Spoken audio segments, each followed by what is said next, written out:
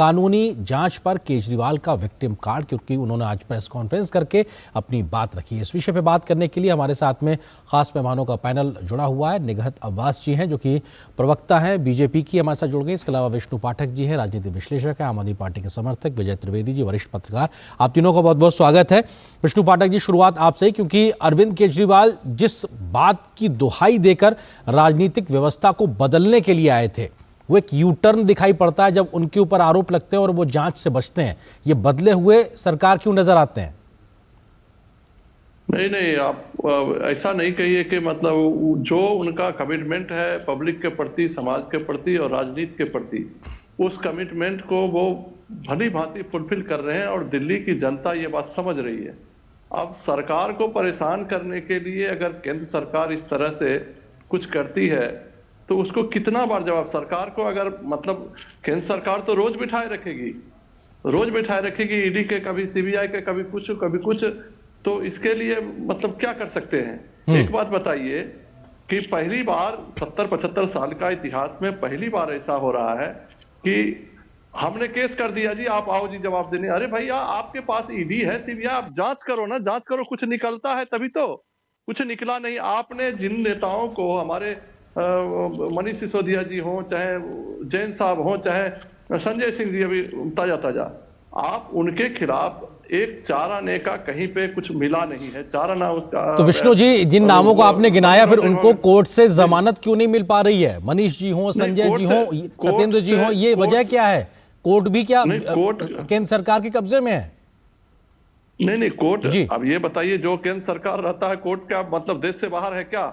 अच्छा, आप ये कह रहे हैं कि केंद्र के कहे कब्जे में है। अच्छा, ठीक है। कोर्ट का अपना एक प्रक्रिया है। सुनिए सर। हाँ, ठीक है, मैं आगे आपका तर्क समझ में आ गया। आप कह रहे हैं कि उससे बाहर नहीं है। ठीक है निगहत जी, क्योंकि आरोप आपके ऊपर ये सीधे लग रहा है कि आप लोग आम आदमी पार्टी की सरकार को परेशान करने की नीयत से इस प्रकार से एजेंसियों का दुरुपयोग कर रहे हैं। सीधे तौर पर वो आरोप लगा रहे हैं। लोकसभा चुनाव में उनकी लोकप्रियता से डरे हुए हैं आप लोग।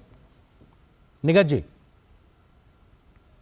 मुझे लगता है आम आदमी पार्टी, दिल्ली के मुख्यमंत्री श्री अरविंद केजरीवाल, इनके तमाम मंत्रिमंडल के सभी लोग, नेता, विधायक, ये सभी एक हास्य का विषय बन चुके हैं।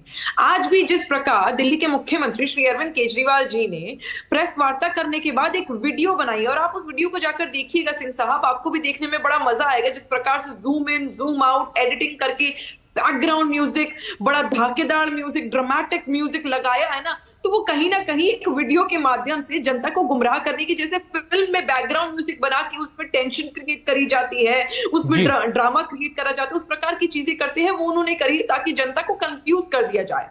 बल्कि सच ये है कि पिछले 10 वर्षों से जब भी देखिए, जब भी आम आदमी पार्टी का नाम है, शुरुआत में आम आदमी पार्टी जरूर आम रही होगी, लेकिन इन लोगों ने जो वफादारी की कस्में खाई, इन लोगों ने जो सच्चाई की कस्में खाई, आज तमाम कस्मों को तोड़ दिया गया है। जैसे कि आपने भी इस बात को पहले रखा, मनीष सिसोदिया हो, संजय सिंह हो, सत्येंद्र जैन हो, ये लगातार सलाखों के पीछे हैं। ईडी लगातार बताती है, ये कोर्ट लगातार बताती है कि किस प्रकार इन सब ने घोटाले करे हैं, अमाउंट के साथ बताया है, करोड़ों के घोटाले इन लोगों ने करे हैं, और यही कारण है कि लगातार कोर्ट इनकी बेल्स को रिजेक्ट करती आई है। और आज अरविंद केजरीवाल ये कह रहे हैं कि जो ईडी का सम्मन है वो इलीगल है। अरे आप अगर ईडी का सम्मन इलीगल है तो वीडियो बनाकर, एडिट कर ड्रामेटिक बनाकर ट्विटर पर वीडियो डालिएगा, या फिर आप कोर्ट में जाकर उसको चैलेंज करिएगा और ये कहिएगा कि नहीं, मुझे देखिए इलीगल तरीके से घेरा जा रहा है। देखिए, ये सारी ड्रामेटिक बातें हैं, हास्य का विषय इसलिए बन गए हैं क्योंकि अपने आप को इतना पढ़ा लिखा मानने वाले पूर्व आईएएस कहते हैं। मुझे बुरा लगता है कि तमाम उस कम्युनिटी को बदनाम कर रहे हैं, क्योंकि इतनी छोटी सी बात उन्हें नहीं पता कि अगर आपने कुछ गलत करा है तो आपको पेशी भी करनी है, और आपको लगता है कि आपके साथ कुछ गलत हुआ है तो आप जाकर कोर्ट से सवाल करिए। ठीक है, कोर्ट जा सकते हैं। हमारे साथ वरिष्ठ पत्रकार विजय त्रिवेदी जी भी। विजय, आपको लगता है कि अपने आप में एक अनोखे मामले के तरीके से होता जा रहा है और पूरी तरीके से राजनीतिक रंग, कानूनी मसले को, या कहा जाए एक ऐसा विषय जिसमें आम जनता का पैसा जुड़ा हुआ, उस पर एक राजनीतिक रंग देकर एक उस पर विक्टिम कार्ड खेलने की कोशिश हो रही है? विजय जी, सिंह साहब, जहां से ये मसला चला था और आज जहां पहुंच गया है वो अब लीगल तो रहा ही नहीं एक तरह से, क्योंकि लीगल जितना मामला था या कानूनी जो प्रक्रिया चल रही थी सरकार की, ईडी का और ईमानदारी का एक रिश्ता है बहुत करीब का। ईडी का संबंध हो, आप ईमानदार हो तो आप पेश हो जाइए और जवाब दीजिए जोरदार ईडी को या जो भी एजेंसी है, और निकल कर आ जाइए कि भाई देखिए ईमानदार हैं। और फिर आप ये भी आरोप लगा सकते हैं कि भारतीय जनता पार्टी या जो भी पार्टी है वो पॉलिटिकल वेंडेटा के साथ काम कर रही है। लेकिन आप ईडी के सामने अपराधों के लिए या कोई भी आरोपों के लिए सबसे बड़ा तरीका ये होता है। और एक चीज मैंने बचपन में सुनी थी कि जो लोग अपने को सोना बताते हैं, मतलब गोल्ड को आपने देखा होगा ना, तो जिसका दावा गोल्ड के लिए होता है उसके लिए हमेशा कसौटी होती है परख की। जब तक आप कसौटी पे खरे ना उतरे तब तक आप पर भरोसा नहीं करता कोई कि आप कितने % खरे हैं, गोल्ड है। तो केजरीवाल साहब के पास ये बहुत बेहतर मौका था, जो जिसकी राजनीति वो ईमानदार होने की राजनीति जो हमेशा करते रहे। आज भी उन्होंने कहा कि वो ईमानदार है, मैं उस पर शक नहीं कर रहा। तो ये तो उनके पास बड़ा मौका मिला है भारतीय ईडी की तरफ से, या वो भारतीय जनता पार्टी कहते हैं तो भारतीय जनता पार्टी की तरफ से, कि वो ईडी के सामने पेश होते, जो सवाल होते उनका जवाब देते और साफ निकल कर आ जाते। आपने देखा होगा कि पिछले दिनों कोई ऐसा नहीं हुआ कि सारे के सारे राजनेता जिनको ईडी ने सम्मन किया उनको सबको गिरफ्तार करके जेल डाल दिया गया। ऐसे बहुत सारे लोग हैं, लेकिन केजरीवाल साहब नहीं कर रहे, तो ये ज्यादा हैरानी हो रही है। और उसको अब विक्टिम कार्ड के तौर पर इस्तेमाल कर रहे हैं कि मैं ईमानदार हूं, इसलिए ये सारी एक्सरसाइज हो रही है जी। ये बड़ी बात है। और दूसरा, जहां से आपने शुरू किया था कि ये पूरी राजनीति जब आप कर रहे थे, जहां से शुरू की थी 2013-14 में, तब तो आप कहते थे कि जो आरोप जिस पर लगा दिया वो मंत्री इस्तीफा दे, वो जेल जाए, सिर्फ आरोप लगाने पे। आज 10 साल बाद जब आपका नंबर आ रहा है तो आप ईडी के सामने नहीं आ रहे। और इसमें कोर्ट को ध्यान रखिए, जिसमें कोर्ट ने कहा था कि जो कौन कौन लोग इसमें इन्वॉल्व हैं, 338 करोड़ का जो पूरा एक मसला लगाया गया था। मैंने कहा कि ये केजरीवाल साहब के लिए बहुत अच्छा मौका हो सकता है कि वो अपने आप को कसौटी पे खरा उतारने के लिहाज से। बहुत सही बात आपने कही। विष्णु जी, आपको लगता है कि जब केजरीवाल साहब का अपना नंबर आया तो खेल के नियम बदल दिए उन्होंने? जो बात विजय जी कह रहे थे ना, जब पहले होता था तो कहते साहब अगर आरोप लगे इस्तीफा दीजिए, जांच होने दीजिए, उसके बाद पाक साफ होके जाइए। आपका नंबर आया, आपने खेल के नियम बदल दिए, तो कम से कम एक जनता में परसेप्शन बन रहा है ना कि आप क्यों बच रहे हैं इस प्रकार के ईडी के सवालों से। वो भी तो एक आपको देखना पड़ेगा ना। देखिए, विजय जी बहुत सीनियर जर्नलिस्ट हैं, इनको हम लोग बचपन से सुन रहे हैं, तो हम ये नहीं कहेंगे। लेकिन अभी का जो परिप्रेक्ष्य है, अभी का जो स्थिति है, पूरे देश में जो अराजक स्थिति है, और ईडी का मतलब हो गया कि अब जो विपक्षी पार्टी है उनको घर का पता है। उसको आप ये बता दीजिए ना कि मनीष सिसोदिया जी 1 साल से ज्यादा उनको जेल में बंद कर रखी है। अभी आपने कहा, भारतीय जनता पार्टी की प्रवक्ता मैडम ने कहा कि कोर्ट जमानत क्यों नहीं दे रही है। आप ये बता दीजिए कि कोर्ट में सरकार ने क्या उनके खिलाफ एविडेंस कि यहाँ इतना पैसा मिला, यहाँ इतना पैसा मिला, कुछ अभी तक कर पाई क्या? कोर्ट का अपना एक प्रक्रिया होता है। सरकार के तरफ से जो वकील खड़े होते हैं वो कहते हैं जी अभी हमको थोड़ा और समय दीजिए, तो कोर्ट उनको समय देती है। इसका मतलब ये तो नहीं है कि कोर्ट ने हमको दोषी मान लिया, और ये तो नहीं है कि जज ही तय कर देते हैं। वकील उनको अपना एविडेंस देंगे, वो मौका दे रही है उनको, सरकार को। सरकार उनकी है, सरकार डिले कर सकता है कि भाई हम अभी देंगे, हमको 10 दिन का टाइम दीजिए, 1 महीने का टाइम दीजिए, 2 दिन का। अभी हमारा इन्वेस्टिगेशन जो है तो बिल्कुल अभी करीब पहुंच गया है, हम ये कर रहे हैं, वो कर रहे हैं। तो कोर्ट का काम है टाइम देना, तो कोर्ट्स के अगेंस्ट तो हम है नहीं। लेकिन आज हमारे दिल्ली के मुख्यमंत्री हो या दूसरे विपक्षी नेता हो, उनके यहाँ सबके यहाँ नोटिस दो जी, हाजिर हो, आप ईमानदारी साबित करो। अरे भैया, आप हमें बेईमान साबित कर दो ना। आप बेईमान साबित नहीं कर रहे हैं। विष्णु जी, कोर्ट ही तो साबित करेगा, कोर्ट ही तो साबित करेगा, जांच एजेंसियां ही तो सबूत देंगी। लेकिन अगर आप जब उस प्रक्रिया का हिस्सा नहीं बनेंगे तो ये एक आरोप लगेगा ना कि आप एक तरीके से उस पूरी व्यवस्था से भाग रहे हैं, आप अपनी खुद की एक पैरेलल व्यवस्था खड़ी कर रहे हैं। एक सवाल उठना लाजमी सी बात है निगहत जी, लेकिन सवाल ये उठता है कि चुन चुन कर विपक्षी नेताओं पे एक तरीके से कोशिश की जा रही है उनको घेरने की, ये लगातार हो रहा है। ये मैं आ रहा हूं विष्णु जी, आ रहा हूं आपके पास में। आपके सवाल को आगे लेके जा रहा हूं निगहत जी। तो ये भी अपने आप एक परसेप्शन बनता दिखाई पड़ता है। इसके लिए भी बीजेपी को जवाब देना पड़ेगा कि आखिर विपक्षी नेता ही क्यों।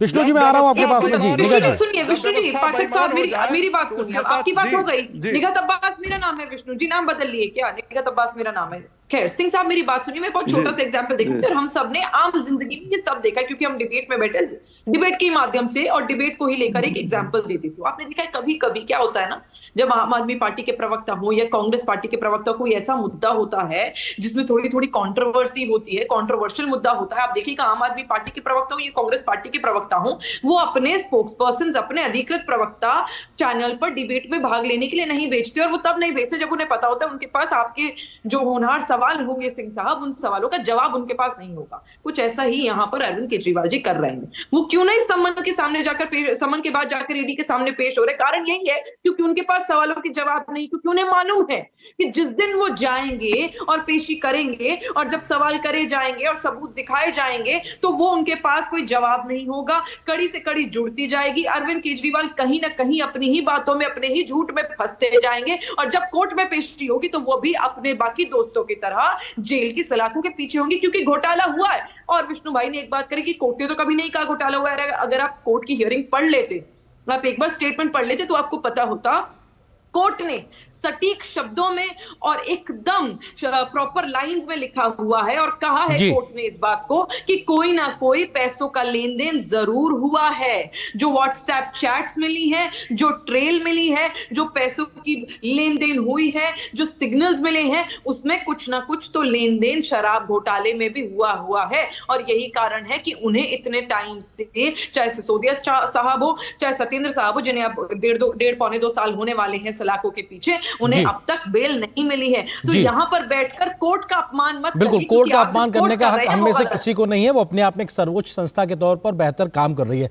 विजय त्रिवेदी जी, आपको लगता है कि शराब की बात हो, अब बात आगे बढ़ती हुई दवा तक आ रही है, दवा दारू की बात की जा रही है, मेडिकल जांच की बात की जा रही है, ऐसे भी तमाम पहले अब तरीके से सवालों के घेरे में, आपको लगता है कि कट्टर ईमानदारी से इतने ज्यादा सवाल उठना, ये भी अपने आप में राजनीति को बदलने वाले लोगों के ऊपर गंभीर एक तरीके से प्रश्न चिन्ह खड़ा करते हैं?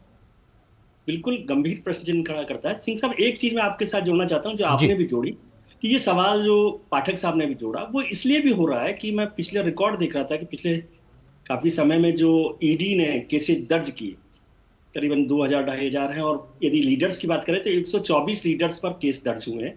उसमें से 95% जो है वो विपक्ष के नेता हैं, जो भारतीय जनता पार्टी के खिलाफ लड़ाई लड़ते रहे।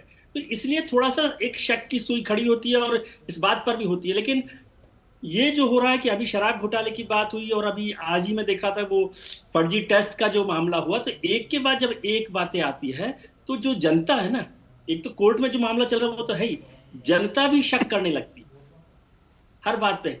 आप कह दें कि शराब घोटाले में हम शामिल नहीं है तो लोग कहेंगे नहीं, बिल्कुल ठीक बात है, केजरीवाल साहब और आम आदमी पार्टी ईमानदार है।